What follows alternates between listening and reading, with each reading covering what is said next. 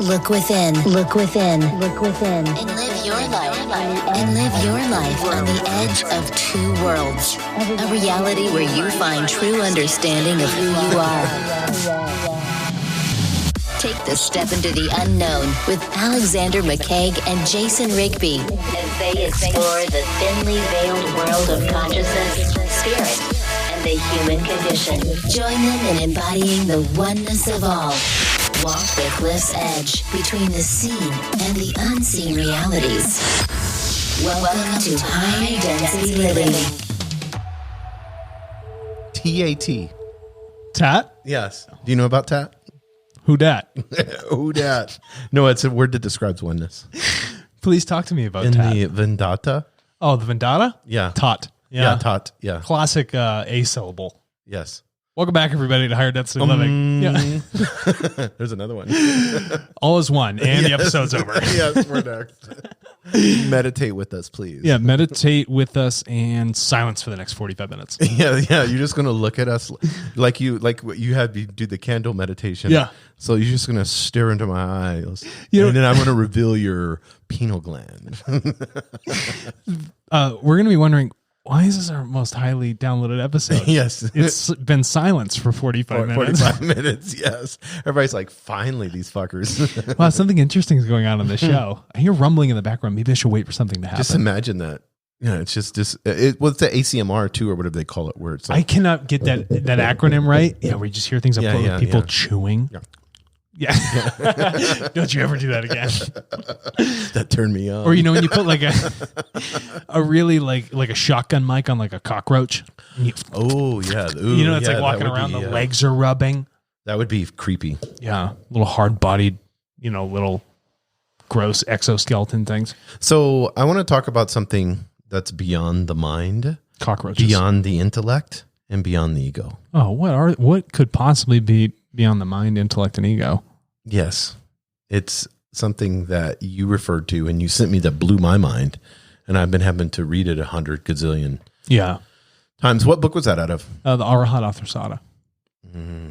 Now you're getting deep there. So explain the book and then explain first of all, the concept. All right. So Arahat Athasada is the name of it's a Sanskrit term, but it's a name that an entity took on, and this is a highly evolved entity. And what it means is the one who looks at time. What? First of all, one who looks at time. It's the coolest freaking thing. Isn't there an Egyptian god that looked at time or was in charge of time? Horus. Was it Horus? Yeah. Yeah. Is this a direct reflection of that? Different person. Oh. The terminology. Good try. That's just cruel. I'm sorry. I'm not being one. We just separated. Fractal. You fractal. No, but in reality, we will talk about how that comes to the hyper-oneness. Right. But the one who looks at time, what does that mean? This thing has evolved. This entity has evolved, so it's no longer in a material body. Right. So after it leaves the material, it lives in a totally spirit-based energy realm, spiritual sphere, as you would call it.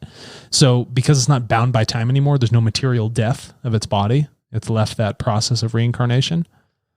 It has the ability to look at time, look at all events, past, present, and future, because it's not bound by anything. It can just shift through them. So its level of accelerated learning is something that we could never fathom, right? This thing from, if I understand correctly, it's billions and billions, like billions of years old. But we can never meditate ourselves to that position? No, you don't meditate yourself to that position whatsoever. It just takes time and learning and integration of things that happen around you, right? It's the development of your spirit. And that just takes a large body of time. And that's why you reincarnate, to learn lessons and evolve. You materially evolve, and then you spiritually evolve. So when we're looking at hyper-oneness, the word hyper, because, I think American dictionaries, we use hyper for everything, It's misused. Yeah, it's almost a marketing word. So when you sent me hyper-oneness, I was like, oh, what are we just taking oneness to the next level? Is this oneness 2.0? So hyper-oneness 2.0. That doesn't make any sense. Yes. Okay, oneness pi. Is that better for you? That doesn't even make any sense. On and on It's and on. just, what, a 1 pi? Yeah. Pi. What's pi? 3.141. I don't know. Yeah, so, and then, but it goes on forever. Yeah. So it's eternal. It is. So that's a part of oneness. How irrational is that? Yes. Yeah.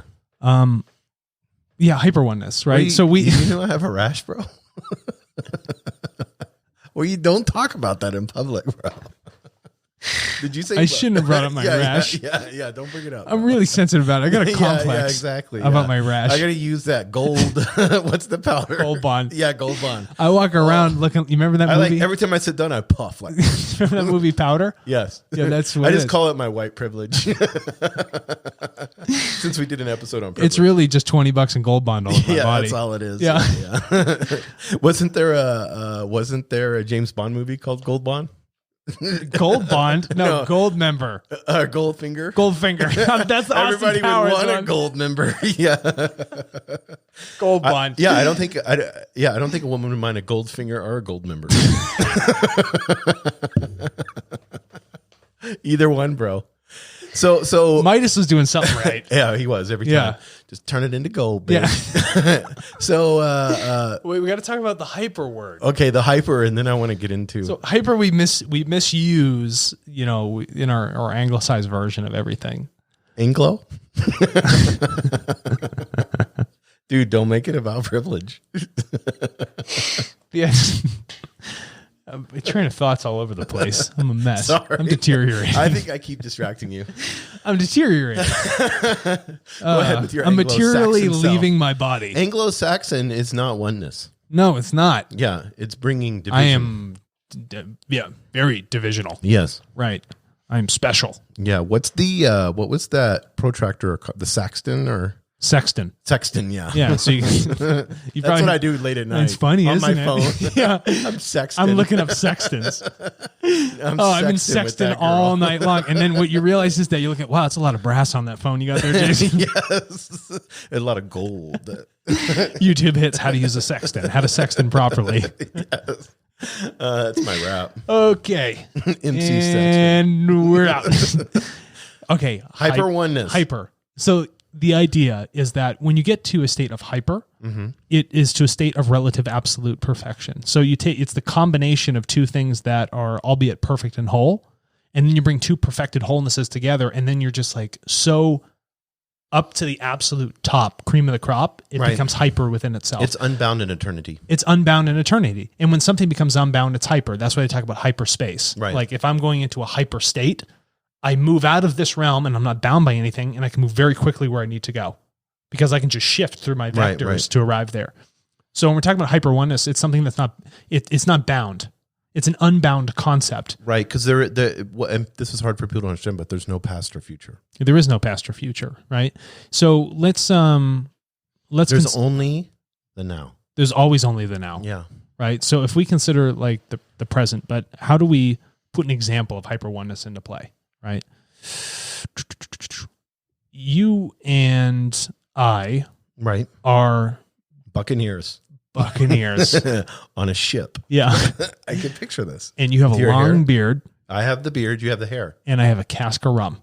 Oh, yeah. This has nothing to do with what I'm talking about. I have a cask of IPA. India Pale Ale. That's right. Yeah, that's where it came from. Yeah. So let's consider this. We are two separate entities. Right. Now, us being here together is a collective, but we're separate. But we're together on a mission on a boat. That is on a boat. No, but that is in an ocean that we're all using as one. Again, we all use it as one. So we're going to talk about this hyper oneness, right? So we're getting there, and you'll see how this applies to absolutely everything. And this is where you come into the natural law of practical. One, right? Yes. So you and I are sitting here collectively doing this podcast like a bunch of just morons. Yes. And you're an individual, unified, single, autonomous entity. Jason. A sexy one. Yes. A sexton one. Yes. And I, a big brassy boy, and I am my own. Stop talking about my balls. Single. You freeze the why'd you just look down at it, bro? No, you freeze the balls off a brass monkey. I was thinking. I was recalling a phrase. You looked at my balls. That's on old ships, on that whole cannonballs, they'd have a brass monkey. Oh, And the brass monkey would hold the pile in place and for the that's cannonballs. where Beastie Boys got it from. Brass monkey, it's funky really funky. Yeah. Okay, so again, you're a unified autonomous entity. Right. You are one within yourself. Just one. Okay. I have those same characteristics, but we're sitting here as a collective. So what happens when you bring one and one together? It also defines the single collective. So it's not 1 and 1 equals 2. It's 1 and 1 equals 1 again. But we're only an individual by our mind. Outside of our mind, we are one collective. All the time, right? And our spirit shows we're also a part of one. We're part and parcel of creation. Yes. So even if you look at it from the material or the spiritual perspective, when we take two onenesses, you and I, right, we are complete onenesses together. And when you take two completes, put them together to create another complete oneness in relative absolute perfection, you achieve the state of hyper-oneness. And so when we consider the fact that we are all one, and I say that both ways, we're all one as an individual and one as a collective, then we're all achieving this space, this collective, hyper collection, which brings us into our hyper union, and that hyper union is our hyper oneness. Right. So would it be... And even if you divide it down, right, I'm going to cut it in half, you have two separate halves, right? But those two separate halves operate as their own collectives. And those collectives are also a one unified whole, even though they're single individual entities. So what brings the wholeness? The wholeness is the understanding of perspective, right? And it gets rid of the paradox that there's actually division, that there's actually separation between things. And once you begin to realize that there's no real separation, even in math. So people are like, well, we use units of measure. Well, if we're talking about hyper oneness and you look at measurement really doesn't apply to a space that can't be measured. So if I have 1 + 2 = 3, right? Right. It's still A + B = Y or C or whatever it might be. So it's still two separate entities goes again to a still single whole. But together by themselves, they're still perfectly natural being whatever they are, whether the number or some sort of, arithmetic value, right? Arithmetic value. I don't know what the hell the word is. But I can't say it right. I'm like fumbling today. But that's the idea, right? And that's the hyper oneness. So that unification, whether it's through math or whatever, or even fractions, right? You can bring those things together and it gives you a unifying whole. When people come together and in that unified whole is, and this is what I think we need to understand why hyper oneness is so important. In that unified whole, we have endless peace, harmony, and unconditional love. Correct. That is creation in and of itself. Yeah. So you find that when you take that perspective of that hyper oneness, that unified whole, it envelops you within a sense of peace because it gets rid of the idea of division. Right. It removes the anxiety of a situation. Or fear. It removes the fear. It removes the paradoxes. Right. So as confusion, and as confusion leaves, equality, fairness, love, understanding, and everything come in because you have the true, honest perspective, the timeless, immemorial perspective of what oneness actually is. This is really important. And I want to pause right here because I want us to redo this. Whenever you have fear, whenever you have hatred, whenever you have worry, strife, guilt, all these things are put upon a limit with time. Yes. They're the opposite of what hyper oneness really is. They're the exact opposite. Right. They're time restricted, right? They force a sense of submissiveness. They're always backward connected. Mm-hmm. They're saying, live in the past. That's what they're saying. They're saying, disconnect from what's going on. Disconnect from a true reality. Live in the past. Live in the darkness of the abyss of your mind instead of realizing what you are as this eternal, infinite being that is your spirit and how that actually connects with everyone else. And we all share those pieces into creating this hyper oneness. Duality. Right? Remove that duality. Right. Get that out of there. That doesn't need to be there. Right? So it's the combination. We're all relatively and absolutely perfect. But I feel like I want to bring it down. Bring it down. We've all experienced oneness. Yes. When we've been at a beach and looked at a sunset. Yeah, that's exactly right. When that moment happens and we pause and we're seeing this beauty of creation. I'm glad you brought this up. Go ahead. We also experienced that during 9/11. Yes. The world stopped. Yes. And the world watched one specific thing. Mm-hmm. And all of our consciousnesses, even if it was because it was a negative act, we still came together. But we all displayed fear all at the same time. Yeah, but it was what we were doing is we were unifying. There was a hyper unification of all of us, of all of our consciousness and our thoughts, hyper unified. Our emotions hyper unified. And then there's an interesting. And so when you look at Princeton was running a random number generator at the time. just to see if there were effects of consciousness across the globe. Can consciousness affect the outcome of where random numbers actually are supposed to be on a normalized line? Because probability says it's going to be on a nice line, but when something happens, why is it driving out of the norm?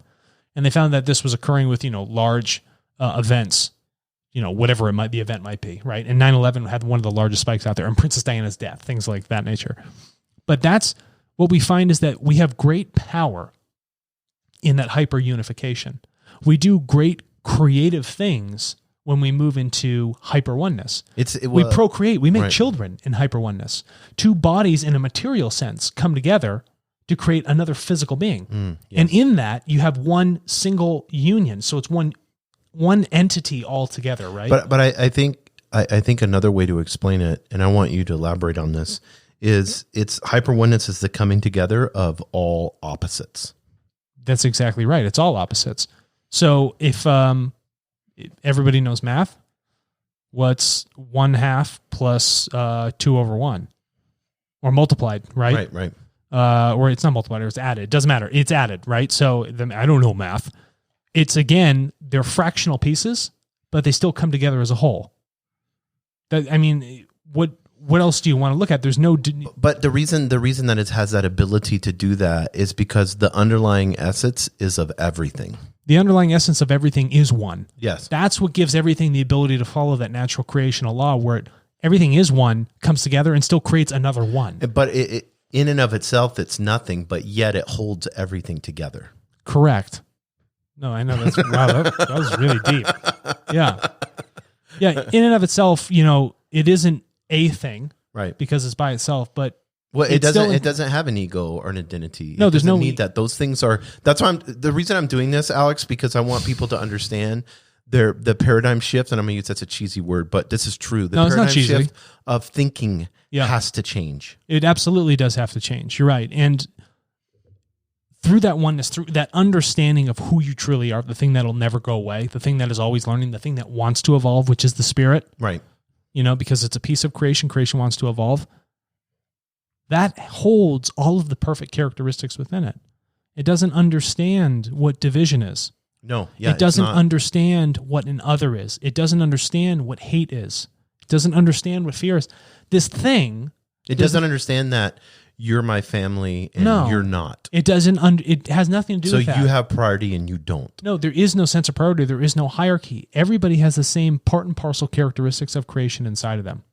Materially, we look different, but the spirit knows no different. Yes. It doesn't look at that with the same lens. So our thinking is so primal and rudimentary. It's so primitive. Not primal, it's primitive. And that primitive thinking is what actually holds us back from our natural evolution. We don't look at the creational law of hyper-oneness, right? And seeing that everywhere. That hyper-oneness is a perspective of the world and everything that we do, and how that is shared. And I think a woman could explain this better than we could, but it's that first glimpse of their newborn child. Yeah. And holding it and then bringing it close to them, and then how it changes their whole perspective of the world. That bond right there changes everything. Yes. And then they just have this new outlook on the world. Correct. Just off of that individual situation that happened. Yes. Do you see what I'm saying? Yeah. And so when you take that experience and you magnify it and you see how it's applicable to absolutely everything else, that paradigm shift, that perspective, that change in thinking comes back to something that is more in line with what the laws of creation are stated to be and how they actually work. Or you'll hear people say, it took my breath away, or time stood still. You bet it did, because you moved into hyper-oneness. Yes. You were so present in that moment, in the unification of all those ones in that moment, that you stepped into that space where you weren't bound by anything, where essentially the universe stops. So if you're not a very spiritual person and you don't believe any of this, and you just heard that, it is not about believing. You've stepped into that space, then you have seen that and felt that and know what that is. And because that happened, you can't say it's not a function of reality. If it wasn't a function of reality, reality would not have allowed that moment to occur. Right. Because it just was. It is not a function of believing. It is a function of knowing. It is a function of observation, searching, researching, and integrating of the experience. That's what allows you to evolve. It's the tot or the tat. Yeah, that's exactly right. with no explanation. Yeah. You can't have a mom. She could sit there. She can try to explain it. Well, I just love my child. But that oneness that she's experiencing, and then how it transcends that situation that's happening physically and causes her reflection of the whole world to change. Yeah. And the future and the brightness and what's going to happen in humanity. And in that moment, she's feeling this hyper oneness and just this unconditional love that just flows over a mother, you know? Right. And we don't have to incubate for 9 months and procreate or find a partner to do that. You can do that by having that paradigm shift in your perspective, by realizing your own state of oneness and how your interaction with everyone else creates that hyper oneness. And so, like, when we think of because I know you meditate a lot, when we think of meditation or we think of thoughts, you know, we can step into that. I want to keep this theme, this step into that, because I think what you said is very important, how we can enter that. Yeah. You know, like this big thing, flow genome and all that, and get into flow. And Navy SEALs, when they're as a team, they're all together and they're flowing, you know, and the other person just kind of subconsciously knows what's going on. They're a collective you know, of one. Or you see like the LA Lakers when, you know, they were badass and winning champion after champion with LeBron. Right. Everybody just knew the ball was going to get handed to them. They could almost sense the future. You know, there's that, and I'm not saying that that's not oneness, but I'm saying there is a level that you can step into that's almost supernatural. That's like that. And that would be that hyper level. You move into a space of such perfect connectedness in living in the present moment that you can observe perfectly cause and effect. So when you meditate, and I know you're pretty experienced in that arena, and they always say you want to get between your thoughts, you know. That doesn't help people. What does that mean to you? Between your thoughts, I think it's almost like trying to not. So for me, my meditating is to try to. I label myself ADD. I label myself, you know, all these different things. Couple flaws, right? So to have, the couple flaws, and then I have to hyper focus using the word hyper, but all of that is an illusion because if I could get in touch with my soul, it would naturally be drawn. Your spirit. I mean, my spirit. It would naturally be drawn to the practice.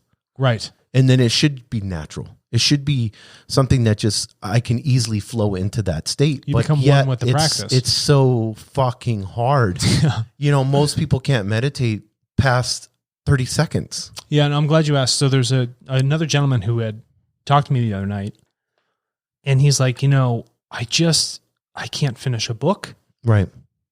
I can't seem to get my thoughts in order. They're racing around all over the place. You know, he's like, what? And when I go into meditation, they keep racing through and I have a hard time concentrating. Well, it's just a function of you lacking focus. Not once have you ever focused truly on yourself in your entire life. You're focused on a million other different distractions, and they move you away from your ultimate goal of evolution. Distraction moves you away from it. You make something that is so incredibly simple so incredibly complicated. So the biggest enemy to hyper oneness is distraction. Would you say that? Or am I wrong? Well, it's a lack of concentration, because if I concentrate, then I can see the reality that is actually there in front of me. And then with that reality, I can realize the natural laws that are occurring, and I can see the oneness. Right. But that happens with that concentration and that focus. It's not regressive. It's not regressive. It's not regressive at all. We just did a Turtle episode. On regression. You know, but that's what's going on here. So if someone's like, you know, what is it with meditation? It's like everyone thinks like, oh, you got to be between your thoughts. You got to do this. It's got to be a certain breathing exercise. Right. When you go into it already with all these ideas in place and a model, right, and that model doesn't work, you immediately become disincentivized to try it ever again. So your best bet is to sit down, shut up, breathe normally, and let the thoughts come in and go. Don't judge them. Come in and then just let them pass. Into that eternal field of consciousness. Yeah. And then they'll pass so much, right, that you'll stop having thoughts. You'll be like, I'm not thinking of anything anymore. Right. And then, oh, I'm meditating. And that's when you're in that state. That's when you unify what the spirit wants, letting that flow with what the material body is going through, where the consciousness can move into hyper oneness with the subconscious. So conscious, subconscious, two separate things coming together to create a hyper oneness. And when they're in that hyper union, you're in the meditative state and you move into that timelessness area. That's why when I meditate, so much time can go by and it only felt like a brief moment. Yes. Because when you're on a motorcycle and you're going super fast and time is just out. Like there's no, I've been in It's not situations there. like that. You're just so focused that there's no reality of time. That's what focus does. And if you can do focus with a spiritual intent, you're stepping into a whole new evolutionary game for yourself. Yeah, I mean, we eventually want to have him on the show. Hopefully, if somebody knows Deepak Chopra, we'd love to have him on the show. But he said this, because he's big on meditation and stuff. He said, the whole never loses contact with its parts. They are never lost or forgotten. Nothing is ever lost That's or forgotten. oneness. Yeah, we materially forget things. But the spirit, after it's integrated and learned a lesson, it doesn't forget. It doesn't need to forget. So into the next lifetime, you call upon that knowledge and experience that you found in the previous ones. Right. And it's almost like you're reactivating it. So when the spirit is inside of you, it's like night-night. I'm going to sleep. I'm going to rest. And I'm going to let the material world and the consciousness take in all this experience and record it. And then once it dies, this physical vessel, I'm going to leave with all that info. I'm going to take that hard drive out and I'm going to go into the spiritual realm. And from that, I'm going to review all those things. And I'm never going to forget all these things because they're going to be energetically integrated into who I am. And then the next time I come down, I'm going to take all that information and all that knowledge and wisdom. Data, if you want to call it that. Data. Yeah. I'm going to bring that hard drive back down in that spirit, that upgraded hard drive. I'm going to put that in a new vessel. And on this next incarnation, right, when it takes on a new body, when it goes into a new body with a new personality, that's when you're like, okay. It's like an upgraded AI taking old machine learning and putting into. Yeah, you could look at it. You could look like that. Any other metaphor you want, right? And that's the function of what's actually happening. No, I like that. And let's get into quantum physics and unified field. Yeah, on science, hyper. On science, they've proven this already. Yeah, I mean, so because we believe in science. Late 70s, early 80s, there were a couple physicists that were trying to figure out if you can move, kind of get through the fabric of space. Like if there's like this mesh net that you're trying to push through, right? How do I get to the other side so I'm not bound by this physicalness? How can I move faster than the speed of light? But I don't want to upset any of the relative laws of, that Einstein has in his general, relativity. And then from that, how do I not upset, the idea that nothing can move faster than a light particle? Right. So what they found through their mathematics is that they come up with a thing called a tachyon.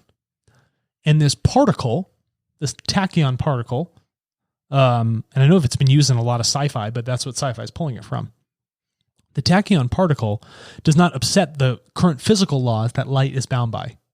Light moves at the speed of light and it can't go any faster, right? That's it. There's this maximum. And you can bend it, warp it, do whatever you want with it. But to move beyond it, to snap out of that barrier, so that means that, wow, I can actually find myself in an infinite speed. Well, then when you're at an infinite speed and an infinite mass, you can go anywhere you want in any period of time because you've broken through that fabric. Yeah, but I mean, in that moment, you're in hyper-oneness and there's a connection with everything. Yeah, and here's the interesting part. Right now, I'm so glad you brought that up. So if we're looking at it from a physical standpoint, right, I'm here in a certain vector of space, one little point. And I can think conceptually in my mind that, oh, okay, I'm connected with everything. But really, that galaxy's 30 million light years away. So light travels a certain distance in a year, and I have to do that 30 million times. That's a really far place away. I know I'm connected with it. Right. Just because creation isn't everything. But moving into the hyperspace, right? Getting into a thing where you have like maybe a tachyon drive. Moving into that place, you're no longer bound by space or distance or time. You're always where you need to be, exactly when you need to be there. Now, you're infinitely connected with everything that is around there. Now you're in that space, that hyperspace. And in that hyperspace, you become in a union, that hyper-union, that hyper-oneness with everything. Because it is no longer a distance away from you. It's always exactly where you are. Now you are truly unified with everything. So if we go back to that original entity, the Arhat-Atharsana, the one who looks at time in Sanskrit, it's moved itself into that hyperspace. It lives in an area where it doesn't have those bindings, where it can be everywhere at once and feel everywhere at once because it has no time. It's infinitely unbound. It's relative absolute perfection. And that's always in that state of hyper-union, hyper-oneness with itself and everything else in creation. Yeah, and I know in the Bible they call it, as God being like omniscient or omnipotent, like where he's everywhere at all times. Well, creation. He is everything at all. John Lennon said this, and this, we all love John Lennon. Yeah, go ahead, Lennon. His music. So this is what he said. He said, "I am he, as you are he, as you are me, and we are all together." I wonder how much acid he took. Isn't that great? But he's not wrong. No. I am he. Yeah. I mean, think about that. And again, so his music is talking about the hyper-oneness. Right. I am me, he is he, right? Right. I think that's what you said. Yeah, he said, "I am he, as you are he, Yes. as you are me." Correct. And So we are all together. I am you, you are me, and I Right. am also myself. Yes. And then together we are also one. A lot of acid. Yeah, it's a lot. It is a lot of acid, but again, removes the paradoxes. Right. It's a very straightforward, simplistic understanding of what truthfully is going on. Physicists understand it. Us, though, are so stubborn Yes. in our thinking and our Yes. programming Yes. that we can't let this fear and this backward connected, religiosity of ideology and perspective that keeps us from actually moving forward and moving to that state of hyper-unification. We live in this deep, dark abyss, this complete shadow world of our mind, our own walking hell, and it prevents us from actually seeing the truth that's right in front of us because we refuse to observe it. Yes. Yeah. Holy exactly. smokes, Yes, I that got was fired good. up. Author Damian Mark Smith said this: "We're one. We've always been one. We'll always be one until we think we are not." Yeah. Because the thought, right, that separation is, Yes. it's just a false, it's delusional. It's delusional, and it's the moment that we forget our oneness Yeah. through that separation. Oh, you get all the tree, you can't tell the forest from the trees, right? Well, it's all one. It's just like essentially you zoom up in your drone. It's just one big tree. Yes. There's no difference. But think about, I want everyone to understand, every war, every problem we face in society right now, whether it's COVID or it's racism or it's political corruption or we've talked about this before, it's borders, countries, heroism, whatever it may be, privilege, whatever it may be, all of it is this mistaken belief that we are separate. That's correct. You at a fundamental level, you and I always talk about the law of one. Yes. We always say all is one. And people are like, yeah, they're just closing the show. We're not closing the show out. We're talking about... We're stating truth. We're stating a creational time immemorial truth. Something that will never go away, will never rust. It's just how creation works. That's why I don't believe in marriage or monogamy. Yeah, you don't need to believe. Alex. You can think for yourself. Hey, everyone, guess what happened to Alex? I got engaged. Yeah, very happy That's about awesome. it. Yeah, so you were on top of the mountain. I saw the pictures on Instagram. Yep. Amanda and I were on top of Deception Peak in Santa Fe. Perfect. Yeah, and she was like that. Why did you go on Deception Peak, bro? Because we had the heat wave. It was a heat wave. It's a beautiful 360-degree panorama. I know, view. it's so beautiful. It's just I'm a bad teasing name. you. I'm teasing you. It's a bad name, it's a bad right? name, yeah. I don't really understand why it's called Deception Peak. I didn't look into the history. But yeah, we got engaged. She was like a deer in the headlights, and she's, completely just elated with herself. But you guys are one. Yes. As you are one with everything. Well, we were So one. here's my question. Well, Why let me do people explain fight? Well, let me explain that, though, before we go into the fight. Okay. Because you were making a riff on me, getting engaged. You're creating separation. Amanda and I spiritually are one. Yes. Okay. In a spiritual sense, we're unified. And so we're filling out the other half, the material half, in unification also. And what happens with that? We have one whole and another whole, and now we get into a hyper-oneness. Because we've blended. I'm just joking with you. There's nothing wrong with commitment. I know you are. Yeah. I'm using it as an example, again, for hyper-oneness in our everyday life. Right. And so we've taken the spiritual, which is the unseen half, and the physical, and brought them together in a state of hyper-oneness. Now we found perfect balance in the relationship. It's fairness, it's equanimous, it's all those beautiful things that you actually want. Right. The Bible talks about when two people come together and they, fall in love, that that the two become one flesh. Yeah. And the word flesh in Hebrew means, it's a word that means of like a full unity of coming together. Right. Like mind, body, spirit, everything comes together. So, people, after they've been married for 50 years, they usually die right after each other. Yeah. They've become one person. Correct. It's oneness. Well, hopefully she didn't, I don't croak next year or something, because she'd be in bad shape. But why do people fight? Yes. They don't. They're not looking at each other. They're looking at them as the other. They're not taking the time to focus through concentration. Because you're actually fighting with yourself. You bet you're fighting with yourself. Yes. The only reason you're fighting is because you lack the understanding within yourself. You're not mad. You're truly not mad at them. You really, at the deepest down core, if you really reflect on it, you're angry at yourself because you have not learned the lesson. you do not truly understand who you are. Right. But you project it in a fight. And that's what that fight is. That fight is a projection of your own misunderstanding, your lack of evolution of your consciousness and your spirit. So whenever we're looking at like your relationship, or we look at the words like community, and we look at oneness, and I think you gave a really good description there on, being engaged and making that commitment. Mm-hmm. The limiting beliefs, the barriers, how does community or these relationships, layman wise, how does that create oneness, in a simplistic format? Community? That's interesting.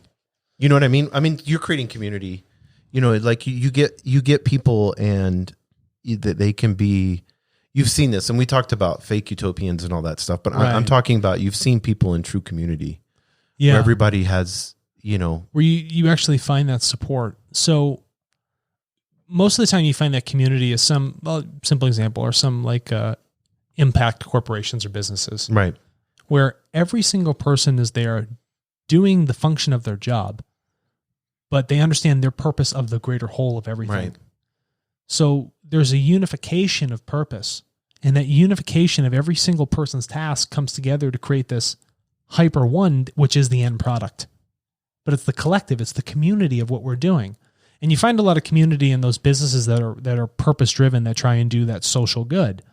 And, I lived in the hood for a bit, North Philadelphia.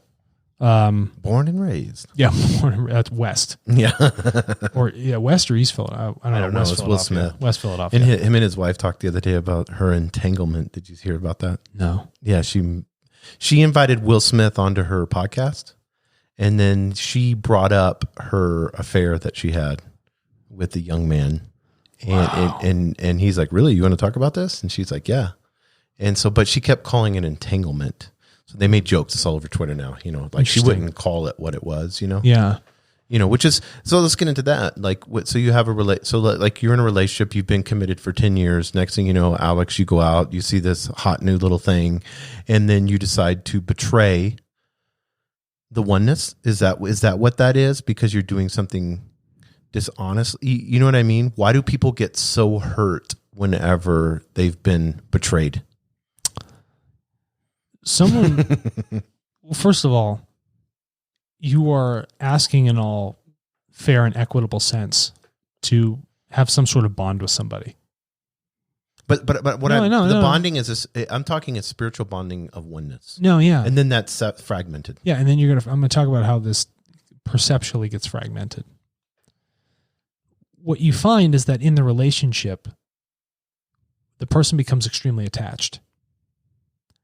Where if anything were to happen, right, something becomes debased. And attachment can be bad. And attachments are always bad. As bad as having an entanglement. As an entanglement. Yeah. Right. And so when that attachment is in place, and say someone does go out and they do cheat on you, mm-hmm. your consciousness is going to reflect a lot of negative energy. Because they're not cheating on just you, they're cheating on themselves. They're cheating on themselves, right? And they're cheating against the unity of oneness. They're cheating against the unity. They're actually cheating against nature. Yeah. So they're doing something that is unnatural because they haven't, whatever uncontrollable, consciousness urge to go do this thing. But if the reason you feel so split and destroyed is because you put so much attachment into it. And it's not saying be detached in a relationship, but you need to understand that everyone is their own whole. Yes. And they will make those decisions to do what they need to do because they're autonomous beings. Because they're evolving. They're evolving. As even if they're doing that sort of lesson of their entanglement, as you call it, right, they still need to self-autonomously learn.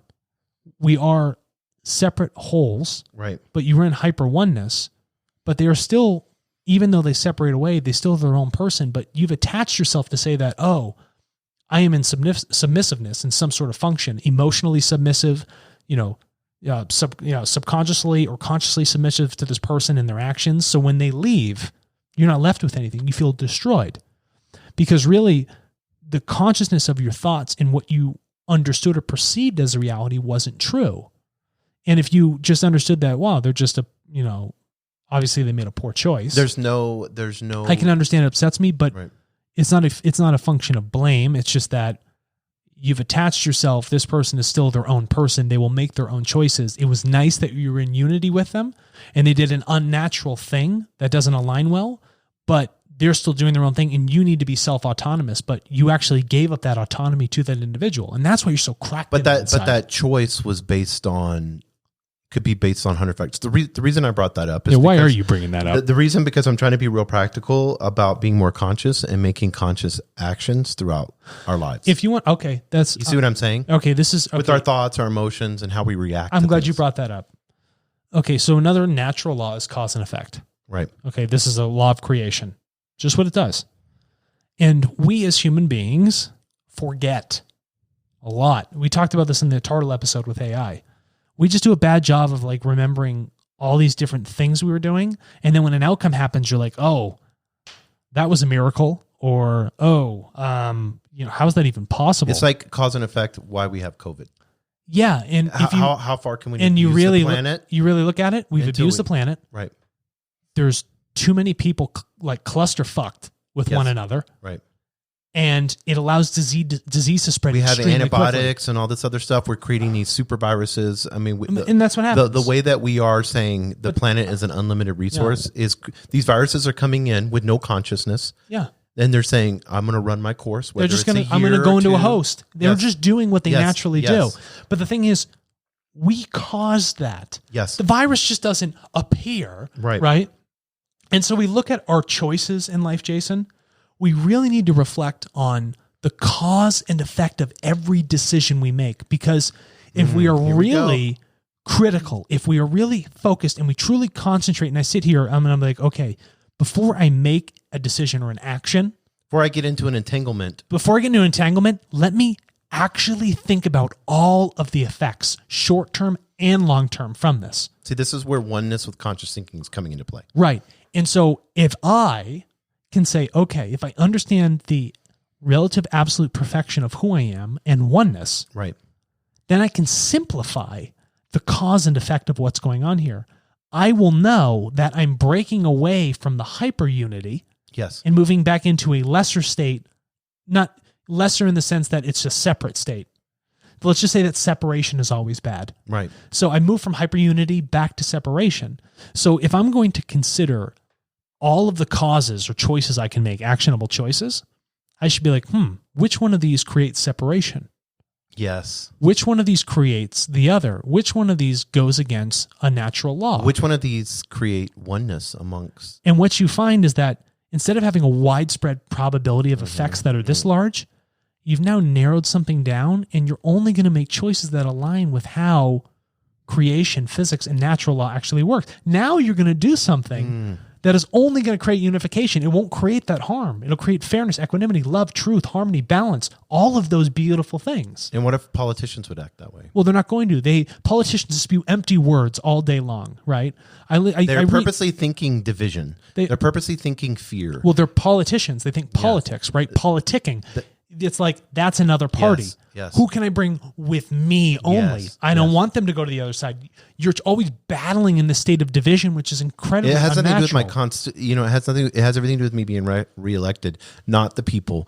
What if they would take the cause and effect and say the decision that I'm fixing to vote on is going to, how does it affect myself? How does it affect my family? How does it affect who I'm serving? How does it affect my state? How does it affect my country? And how does it affect the world? Yeah. And then if I want to simplify rather than looking at all those probabilities, is it unifying? Right. Does it unify this? No, don't do it. Does it unify? That's so good. Does it unify?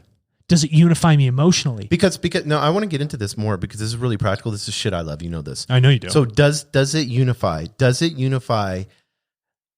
A good choice can be a good choice, but it's not the best choice, right? Because it doesn't unify. Yeah. You can make a great choice. That'd be good for you. Unify. Or it could be good for maybe whatever. I'm a power-stricken person. Well, I want more material resources. Like each state saying we have to show these much because we want more federal money with this. Don't even get me started about that. Yeah. About more people dying. Now we're going back to look at the numbers. But yeah. Duh.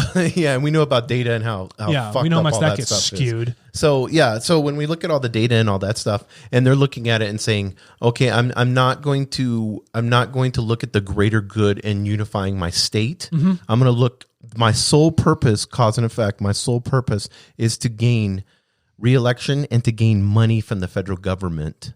That's it, because That's what they're looking that at. funds any program that I want. Yes. It funds all these other things, but it does not create unification. No. Does it unify? No. It does not. My stance is, how can I claim more material items for myself and disunify things? Because I'm going to think from a power sense, I've done the right thing because I've accumulated more material goods. But what you've done is you've actually lost. You've slowed your evolution because for so long you've squandered away what your spirit really is until Yes. it becomes a thing that is completely unrecognizable within yourself. So the only way you can check yourself and assume that you've done something achieved in life is to accumulate more material items. And this is the sick, perverse, twisted, delusional ideas that we have on what achievement is and what evolution really looks like. We evolve technology for technology's sake, not to evolve who we are as human beings. Yes. And so if you're a exactly. politician, they are just a magnified person currently right now that is disunifying, empty, or a hollow CEO of a words. company that's Correct. looking at shareholder value, and that's it. Not looking at saying, is this food, is this product, is this service that I'm offering, is it helping humanity? Is it unifying humanity? Right. Because when you unify, right, when you move into that hyper-union, nobody's far away from you. Starving children in a certain country, they're right here next to you, right? Diseased people in this area, they're right next to you. Toxic waste being jumped in this country is right next to you. Every choice you make unifies. And so your cause and effects becomes immensely simplified. But again, like I said, creation has these very simple laws and recommendations for that matter. Be positive, do these neutral things, be positive, neutral. And, it accrues to positive, unified, effects that are very simple and very evolutionary. It's much, much quicker for you to go down that path. So now we recognize hyper-oneness. We recognize our conscious actions Yes. and looking at it. Now we need to begin to see the vision of oneness in everything. The Gita says, we had a show on that, says, if you can see God, the oneness in everyone, you can never do harm to anyone. Right. So in the Gita, it was used as an excuse for killing people, and I don't want to condone that, right? Because there's a lot of religious dogma in there. But if you say that, can you read that sentence again, but say creation? If you can see creation in everyone, you can never do harm to anyone. Right. So the Atma, right? Para Atma. So in the general non-material sense is saying that you won't do harm to anyone because you recognize the unification of all of us. Right. The Gita twisted it a little bit to say that, if I kill this guy in the battlefield, I'm not truly killing him because the spirit never dies. So it's okay if I do it. Right. No, that's not how it works. Creation doesn't come around and just start slaughtering people. You know what I mean? Yeah, exactly. I don't walk outside and a meteorite blow through right in my head, right? It doesn't do that. I don't walk around a tree branch just like absolutely freaking clubs me because that's what the tree wants to do. Right. Right? There's no radiation energy that's pouring out of somewhere that just makes my skin boil. Right. It doesn't do that. So, but the idea, the non-perverse, non-dogmatic, non-believing, God delusional idea is that the Atma, the Para Atma, our spirit is in all of us. And when you recognize that, you see that unification. You can't really do harm if you always have that perspective of view. But Jason, learning that perspective takes time. Talking to me, just in a general, when we first met, as an example, Right. it took time to see things in my perspective. Right. And I had to learn from you, your world, and Right. your thoughts so I can see from your perspective. It takes time to get there. So my idea or, practicality that I'd share with, our audience is that, hey, this is going to take some time, but I should recognize what works and try and put it into practice as much as possible. Yes. So that over time, my perspective leads to something that works. And honestly, you'll find that your decisions are going to be a lot more fruitful for yourself. I think when you begin to recognize the world as yourself, that's oneness. Oh, that was really calm. And it is. No, but I mean, you know what I'm saying? Because why would I harm you if I see my completeness in you through me? You wouldn't. It's senseless. Why would you harm a Because if I'm dolphin? harming you, then I'm harming myself. Yeah. Or And I'm harming the greater good, or if you want to call it the greater good, or, these ripples, cause and effect. the reflections of the water of yourself, these ripples that you see, the cause and effect, whenever you do something that, because we have free will, and I'm leading into this because I want to have oneness and free will together, because a lot of people don't They go understand. hand in hand. They're not separate. Go There ahead. is no separation, right? And so with that oneness, with that free will, you again have to make those choices that lead to that cause and effect. You have the choice to be a unified person. You have the choice in your perspective to think in a unified whole. You have the choice not to create the separation. You have the choice not to rip up a tree or kill a dolphin, right? Or slaughter whales if you're in Japan. You have choices not to do these certain things because these causes will have dramatic effects that will find themselves all the way back around to come to you.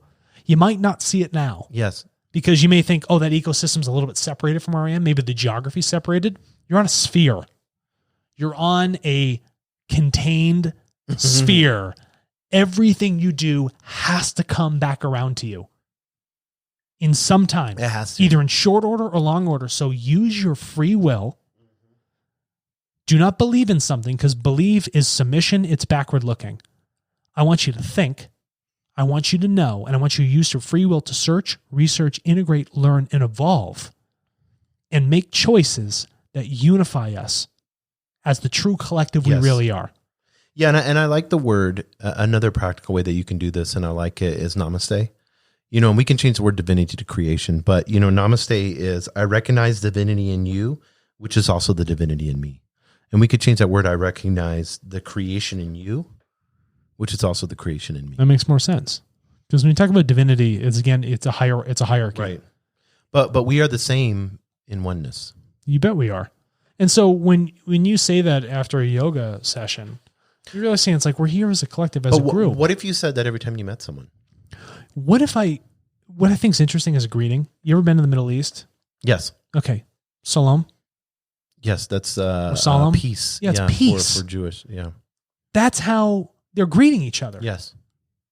They greet each other in peace, or, for all these other different functions, but like maybe that's what we should be doing in terms of our interactions. Don't say what's up, namaste, peace, pax, whatever the word might be, salam, anything like that. And then what you find is that you're unifying at that point. Right. You're saying, I'm coming to you respectfully, understanding that you are also a piece of me. And then from that, there's a general peace that comes between us because we're becoming unified. Yeah, and can we get deep for a second? Yeah, I know it's kind of I know we're getting towards the end of the podcast, and I kind of want to get deep, but I want to talk about oneness being silent, in that the first sound of vibration that emerged from oneness or from silence is Om. That's really interesting that you brought this up. And I talked about this last night. I know that is what expands into creation. Really serendipitous of you to say something like this. So let's talk about the progression of Om. Yes. So in the earliest stages of creation, there was nothingness. It's sleeping. It's asleep. It goes through cycles like everything else. Sun goes up and then it sets in its darkness, right? Creation expands, contracts, expands, contracts, goes to sleep, goes to these different stages. But in order for it to attain material substance, you have to create resonance. Resonance creates order. And then through that order, that vibration, right? And we've seen this in, string theory and other things like that. This is the basis for things like atoms. Yes. Yeah. So when you actually start to create order and you start taking, quantum principles with this vibration, this Om, this sound, you can start to create material items. Right. And now things start to aggregate. So all this like disparate energy that's just sitting around, because it's just energy in a resting state, when you begin to vibrate it, it comes to a collective. So separate ones come together into this hyper-oneness through a unification of the Om.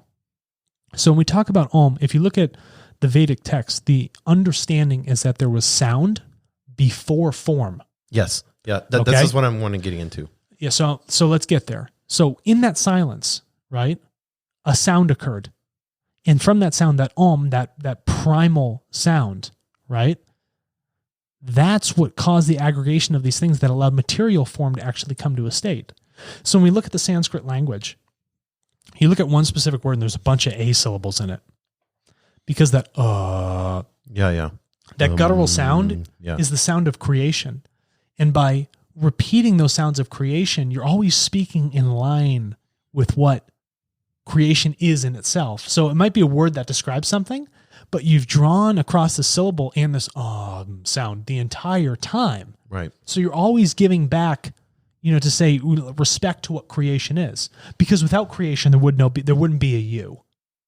That's just what it is. You have the ability by, whether you want to say it chanting or whatever, to use that vibration. You have the ability to, and I don't want to use the word because I think it's wrong to say the past and go back to creation, but you have the ability to tap into that oneness of creation because creation is eternal and continuous. You're always connected to it, but the thing is, we pull ourselves away from it.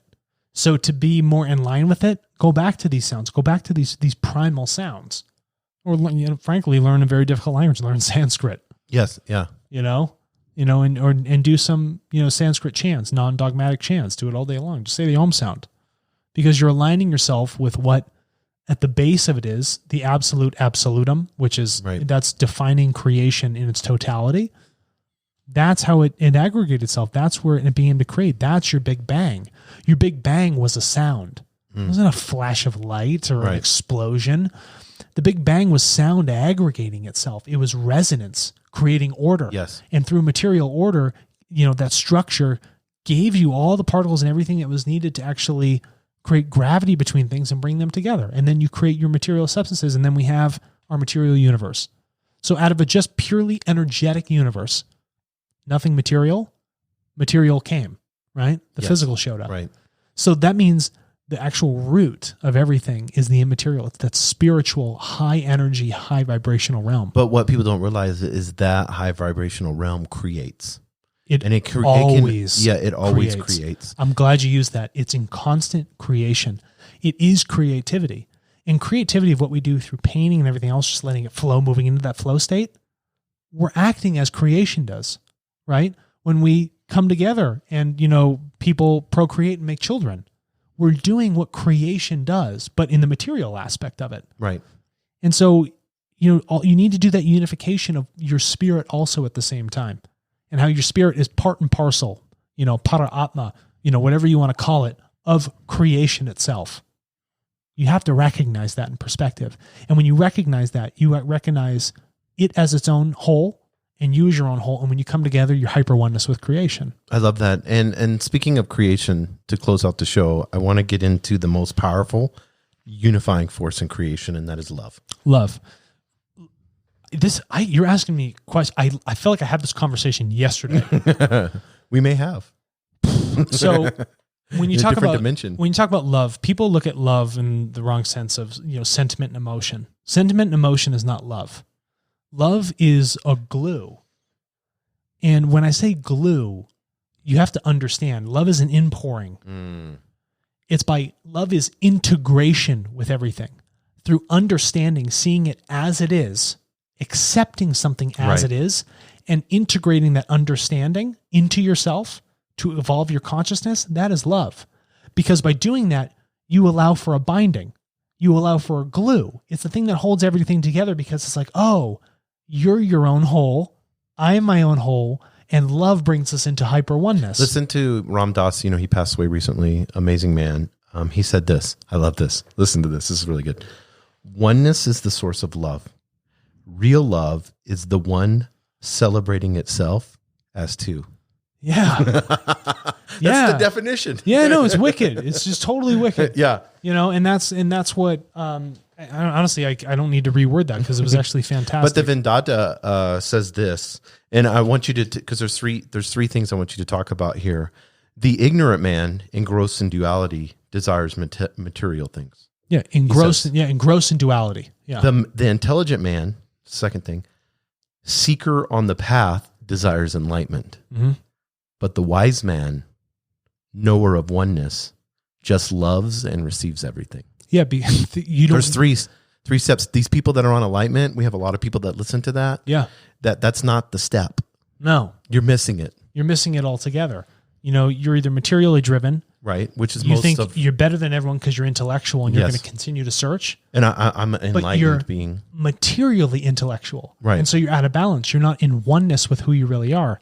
But the wise person integrates material knowledge into the consciousness and forces that into the immaterial, spherical spirit energy that you think actually have. Think how powerful that they just love and they receive everything. Yeah, because remember I said love is an inpouring, it's an integration. That's what I want you to get into, yeah. You are receiving.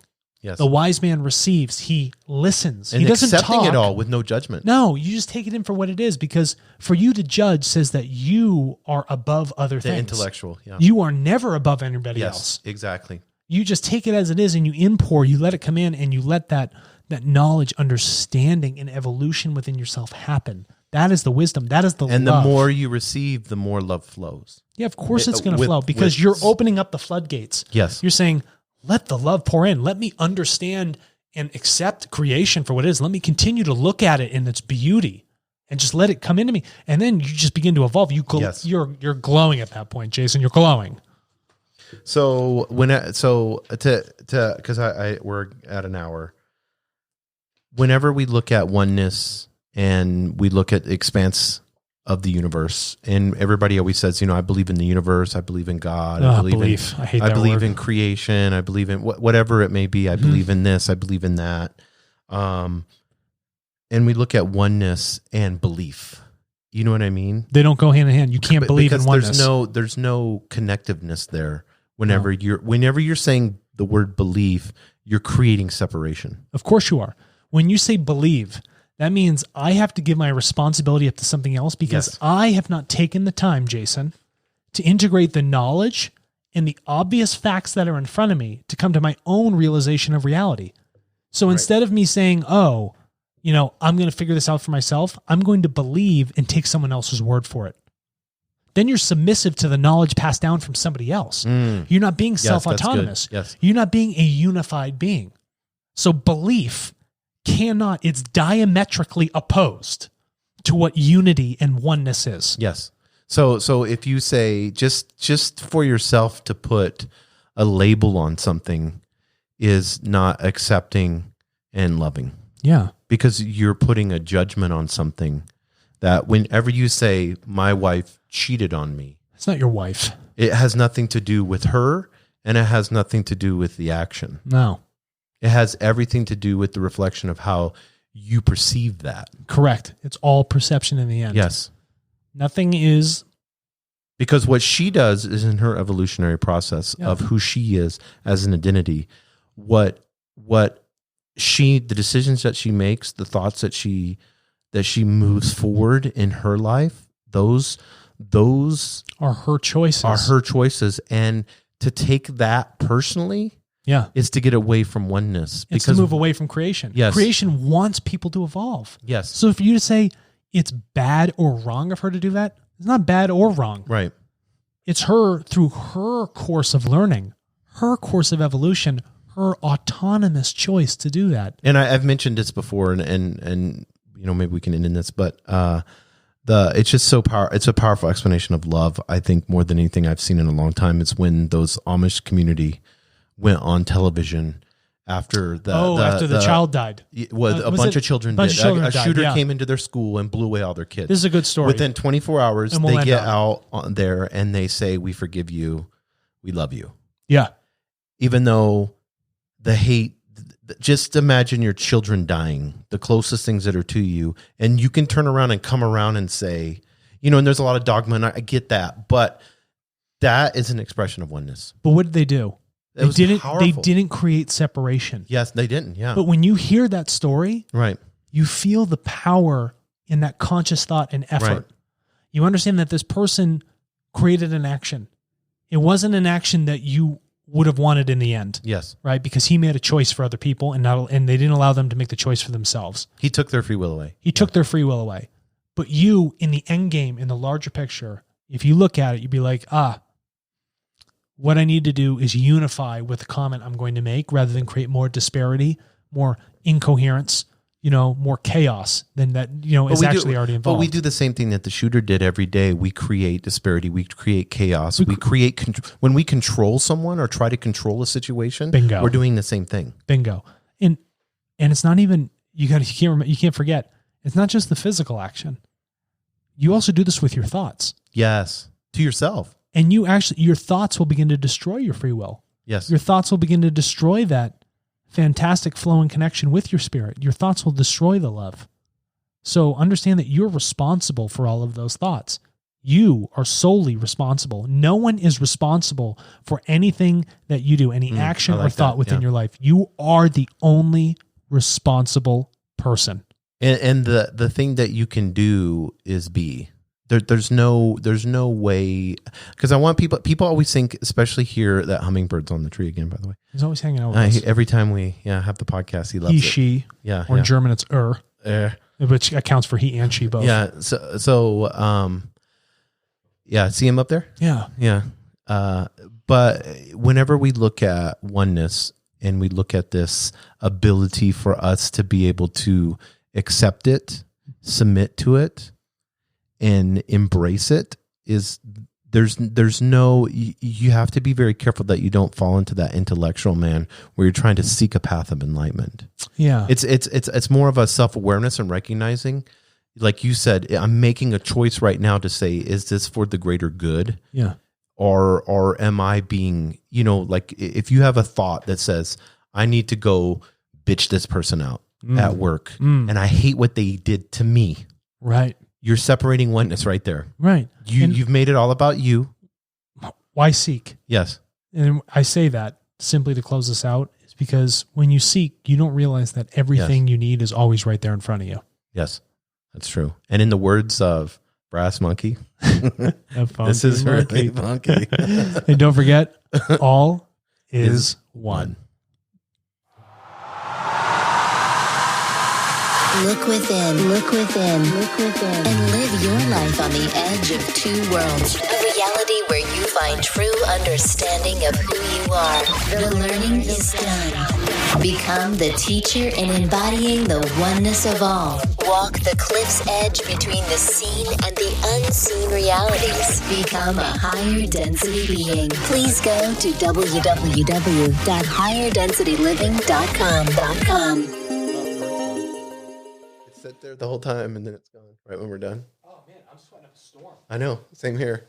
And that's why I knew, I was like, this is fire. We're like fucking literal fire, because it was just bam, bam, bam, bam, bam, bam, bam. Dude, that was so intense. That one flowed, like there was no awkward pauses. No, I loved that. Yeah, that was a good one. I was kind of nervous about it because we had the episode